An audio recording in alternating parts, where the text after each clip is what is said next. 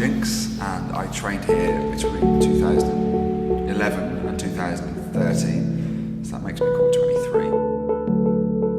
Originally, acting was not a major thing that I wanted to do. Always admired actors, I think everyone does in some sort of way, but I was working in a duck factory.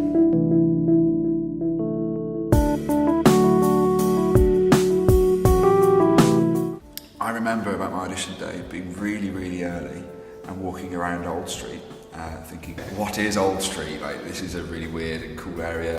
And the audition absolutely slated it. Said, no, didn't understand what you were doing there, let's just work with your classical.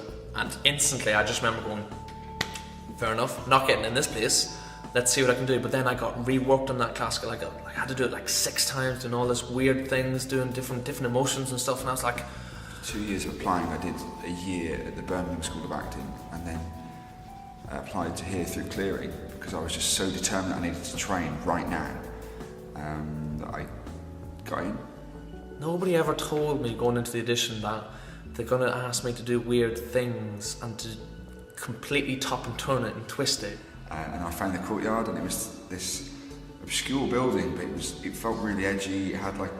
It was a real theatre. There was posters outside of stuff that was going on, and June called us in. We had a little chat, and then we separated and came back, and I did my piece, and I felt pretty pleased with it. It went really well, and June swiftly told me it actually wasn't very good, and gave me some really smart feedback actually, and it changed the piece for the better.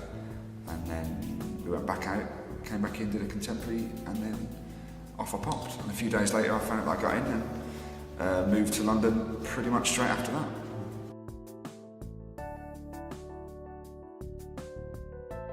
All my favourite parts tended to revolve around voice training of all description. So working with Yvonne and with Peter on my voice was really important to me because I'm from Birmingham, and I was terrified that I'd be a Brummie forever and that I'd never get any role. Because at that point Peaky Blinders wasn't a thing, so I was terrified. And just having that control of knowing I can breathe and I can speak and I can get my message across and I can deliver lines in a way that makes sense to me and to other people was really important. To my audition, the principal sat us down in a group and they told us what the course involved, and they told us what your modules were, what the courses were, like a breakdown of what you're going to have to do and all this TIE and the movement and the improv and the acting and the screen work, and I remember just sitting there going, yes, ticking boxes. The other bit that really stands out for me now is all the professional sort of workshops that we did with people. So we'd have casting directors come in, agents would come in, or just directors of people of standing in the industry, and they'd talk about their experiences and the kind of people that they would like to work with. So then with all these little gems you can piece together sort of how the industry works, where you're going to fit into that and how you want to operate. Life after drama school has gone by far too quickly for me. I came out and I'd already been cast in a Bulgarian TV show while I was here out of nowhere. So me and another 2 students got flown to Bulgaria and we did a TV show out there. And then we came back and I did a little bit of travelling, and then I worked at the Royal Court when I got back. And then after that I did some other fringe plays. I went to the Edinburgh Fringe, I worked on BBC Doctors, I've done some stuff for ITV. Previously, just there not that long ago, done a show called Willpower, which is based on male mental health, which was written and directed by a former Courtyard student, and it went on to get a 4-star review, and it was work in progress. I've done quite a few jobs with people that have been to other possibly bigger schools or elsewhere, and they seem less prepared than me to find that work or to put in the work. So I'm quite grateful for that.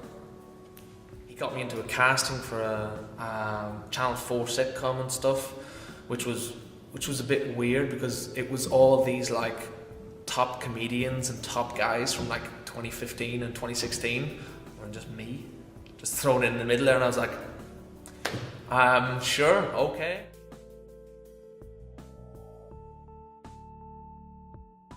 Through sort of some seasonal changes.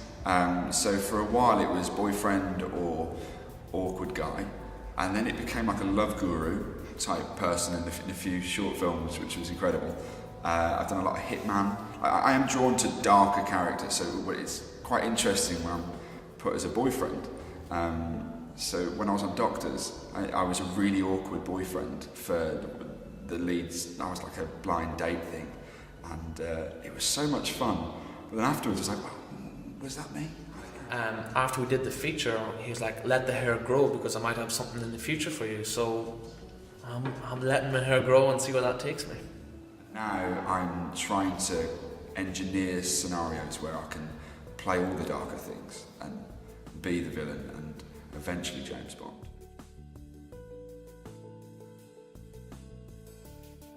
That was a huge part of the experience because in Birmingham there's a few theatres, but it's not London, and London's just the most eclectic city that I've ever come across. And I wanted to be here, I wanted to be in a really cool part of town where there's lots of theatres and stuff to do, and this ticked all those boxes for me, actually.